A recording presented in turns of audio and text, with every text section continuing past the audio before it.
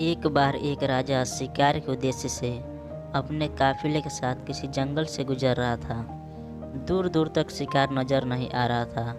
वे धीरे धीरे घनघोर जंगल में प्रवेश करते गए। अभी कुछ ही दूर गए थे कि उन्हें कुछ डाकुओं के छिपने की जगह दिखाई दी।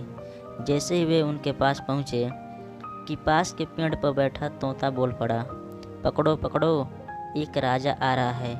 इसके पास बहुत सारा सामान है, लूटो लूटो, जल्दी आओ जल्दी आओ। तोते की आवाज़ सुनकर सभी डाकू राजा की ओर दौड़ पड़े। डाकुओं को अपनी ओर आते देख कर राजा और उसके सैनिक दौड़कर भाग खड़े हुए। भागते भागते कोसों दूर निकल गए। सामने एक बड़ा सा पेड़ दिखाई दिया। कुछ देर सुस्ताने के लिए उस पेड़ के पास चले गए। जैसे ही पेड़ के पास पहुँचे कि उस पेड़ पर बैठा तोता बोल पड़ा, आओ राजन, हमारे साधु महात्मा की कुटी में आपका स्वागत है। अंदर आइए, पानी पीजिए और विश्राम कर लीजिए।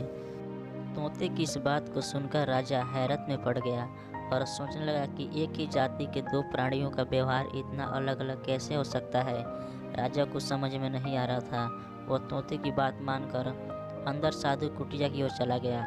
साधु महात्मा को प्रणाम करके उनके समीप बैठ गया और सारी कहानी सुनाई और फिर धीरे से पूछा, ऋषिवर, इन दोनों तोतों के व्यवहार में आखिर इतना अंतर क्यों है? साधु महात्मा धैर्य से सारी बातें सुनी और बोले, ये कुछ नहीं राजन, बस संगति का असर है।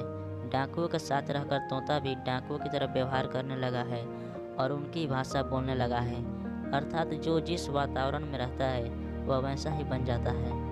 कहने का तात्पर्य यह है कि मूर्ख भी विद्वानों के साथ रहकर विद्वान बन जाता है, और अगर विद्वान भी मूर्खों की संगत में रहता है तो उसके अंदर भी मूर्खता आ जाती है।